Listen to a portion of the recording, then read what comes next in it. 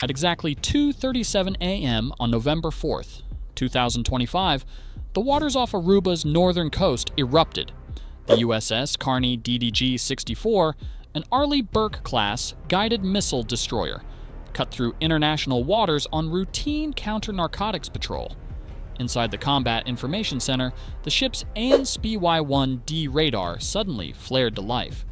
Multiple contacts, low and fast, approaching from the south. The reflected signatures were unmistakable.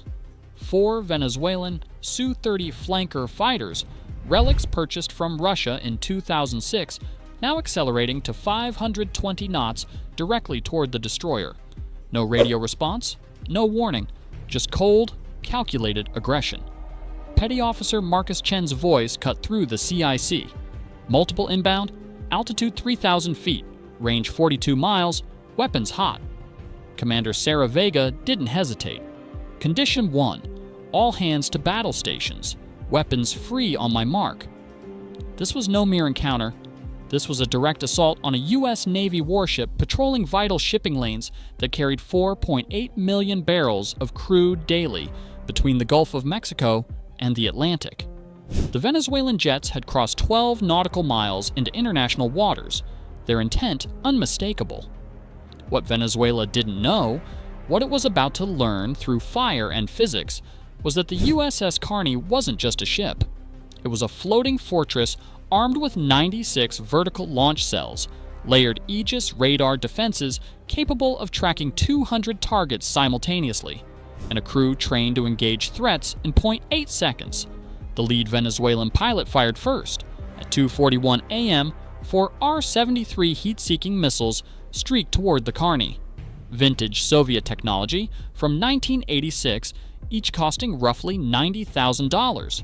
Against a destroyer driven by gas turbines with minimal heat signature, they had nothing to lock onto. The Aegis combat system reacted before the crew could blink. 0.8 seconds after launch detection, the ANSLQ-32 electronic warfare suite flooded the missiles with jamming signals. Within 4 seconds, all 4 missiles veered off course, carving chaotic arcs across the pre-dawn sky before slamming harmlessly into the Caribbean. But the Venezuelan pilots weren't finished. They dove to 1,000 feet, forming a classic pincer attack. One jet climbed to 8,000 feet, while 2 more accelerated for a gun run, their GS-31 cannons beginning to whine. Commander Vega's voice was ice. "Light them up." The Mk-41 vertical launch system erupted with metallic thunder. 4 RIM-166 Standard Missile 2 interceptors, each worth $3.8 million, climbed at Mach 3.5.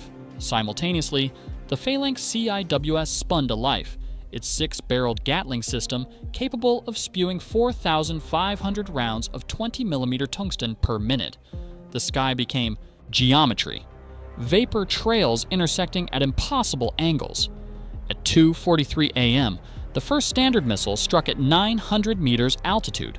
The explosion temperature peaked at 2,100 degrees Fahrenheit, 1,150 degrees Celsius. The Venezuelan Su-30's right wing disintegrated in a blossom of molten metal.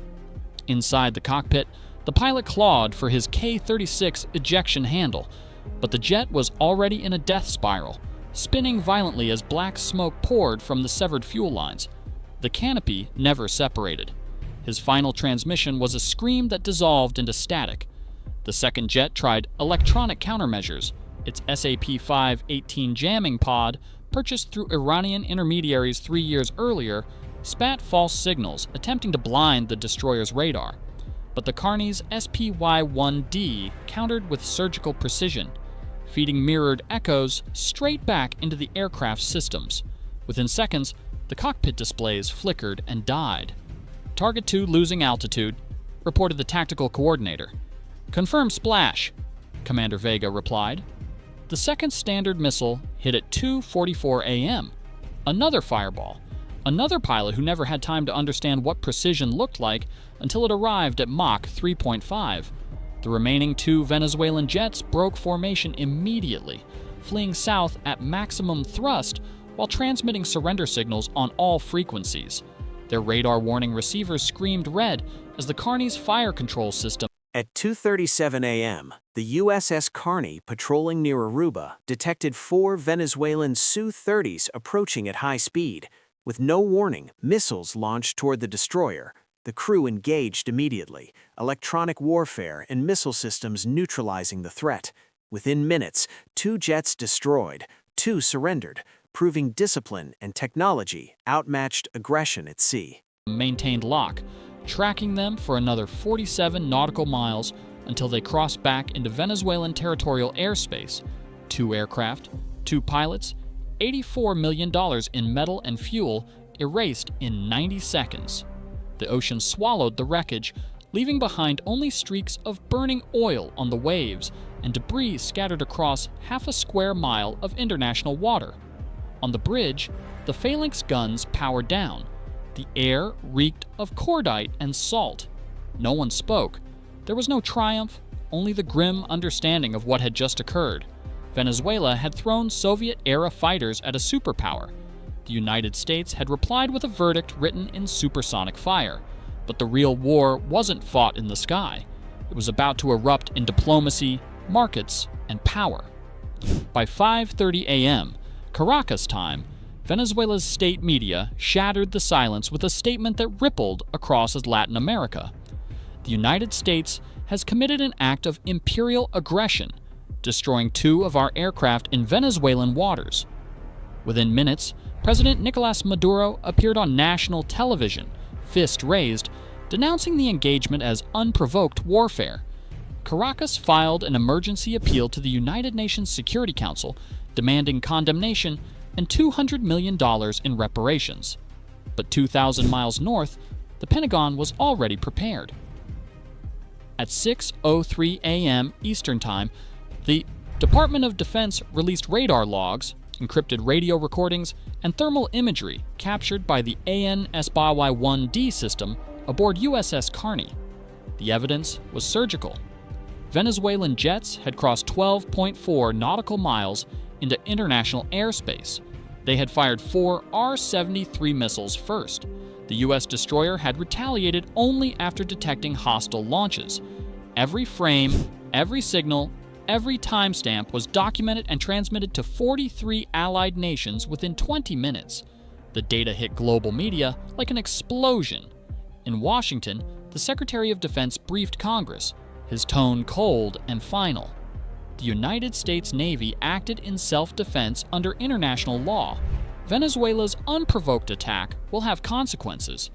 Those consequences materialized with brutal efficiency. At 7:15 a.m., the U.S. Navy reinforced the region. USS Gravely DDG-107 and USS Porter DX-78 departed Norfolk within 4 hours, their Aegis systems online before they cleared the harbor. The carrier USS Harry S. Truman, CVN-75, redirected its FA-18E Super Hornet squadrons to patrol the Caribbean. By morning, Venezuela declared the U.S. attack, seeking reparations, but Pentagon evidence confirmed self-defense. Reinforcements deployed, global surveillance expanded. Oil prices spiked, maritime insurance soared, and sanctions froze Venezuelan assets. The failed attack triggered economic collapse and institutional panic, showing that reckless aggression against a superpower carries consequences far beyond the battlefield. An air corridor. Satellite coverage expanded, adding 3 RQ-4 Global Hawk drones and 2 P-8 Poseidon maritime patrol aircraft for round-the-clock surveillance.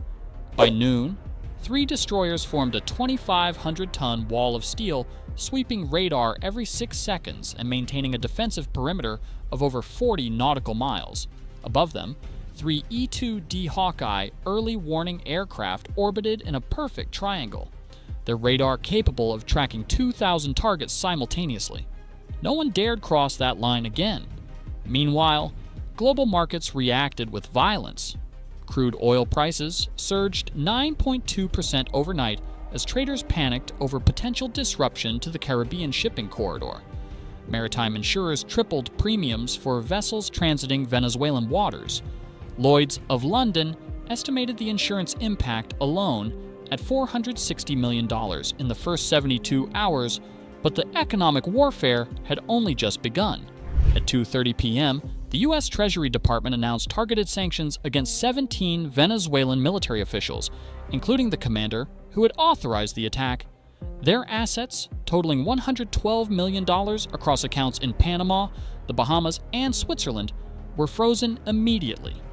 Secondary sanctions threatened any financial institution that continued processing transactions for Venezuela's defense ministry. Then came the energy blockade. By November 5th, U.S. diplomatic pressure had convinced 6 major shipping companies to suspend tanker operations from Venezuelan ports. The impact was catastrophic. Venezuela's oil exports, already crippled by mismanagement and corruption, fell from 400,000 barrels per day to just 82,000. At an average price of $74 per barrel, Venezuela lost $23.5 million daily. A hemorrhage. The regime could not survive for more than 18 days without triggering complete currency collapse. The financial mathematics were brutal and precise. Venezuela had spent approximately $14 million on the operation, factoring in fuel, munitions, and aircraft depreciation. In return, it lost 2 Su-30 fighters worth $42 million each, suffered an economic blockade costing $23.5 million daily, triggered insurance rate hikes affecting its remaining trade, and unified international opposition to its regime. The return on investment was negative 3,000%. Inside Caracas, panic replaced bravado. Intelligence intercepts confirmed that 4 senior Venezuelan Air Force commanders had been arrested within 12 hours of the engagement, accused of exceeding their orders and provoking an unwinnable confrontation. The operation, designed to project strength and distract from domestic collapse, had instead revealed catastrophic institutional weakness. By November 7th, the diplomatic fallout accelerated. The Organization of American States convened an emergency session where 34 member nations condemned Venezuela's attack as unprovoked aggression. Even Cuba and Bolivia abstained rather than defend Maduro's actions. The UN Security Council vote on sanctions saw Russia abstain and China offer only perfunctory objections, neither willing to burn political capital defending Venezuelan recklessness. Washington leveraged the moment ruthlessly. Within 1 week, the United States secured expanded defense cooperation agreements with Colombia, securing access to 3 forward operating bases. Brazil quietly repositioned 2 frigates to monitor Venezuelan naval movements. Trinidad and Tobago opened its airspace. Venezuela's miscalculated strike revealed military weakness and economic vulnerability. Pilots grounded, exports collapsed, protests surged. Meanwhile, the USS Carney resumed patrols unshaken. The lesson is clear. True power lies not in daring attacks, but in preparedness, precision, and restraint. Aggression invites consequences that outlast the flames and echo across nations. To U.S. reconnaissance flights, Venezuela's gambit had achieved the opposite of its intent. It had unified the hemisphere against Caracas rather than dividing it against Washington. Yet beneath the diplomatic theater, forensic analysis revealed something darker. Intelligence officers reconstructed the decision timeline and discovered a troubling pattern. For 11 months, Venezuelan military planners had studied U.S. naval patrol patterns using commercial satellite data and signals intercepts. They had mapped the Carney's movements down to the hour. The attack timing, 2:37 a.m., was chosen specifically because it fell between shift changes aboard U.S. surveillance platforms. The operation wasn't spontaneous, it was calculated. But calculation without capability is just fantasy with a death wish. The Venezuelan pilots had been equipped with Soviet-era missiles designed to chase afterburners, not engage surface vessels. Their electronic warfare systems were outmatched by technology 3 generations ahead. Their training, degraded by years of economic collapse and brain drain, left them unable to adapt when the Aegis system countered every move before they executed it. In military academies from Annapolis to Lima, the engagement became a case study in asymmetric dominance.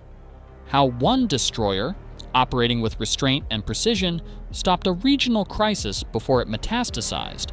how discipline outmatched desperation, how credibility, once shattered, cannot be rebuilt with propaganda alone.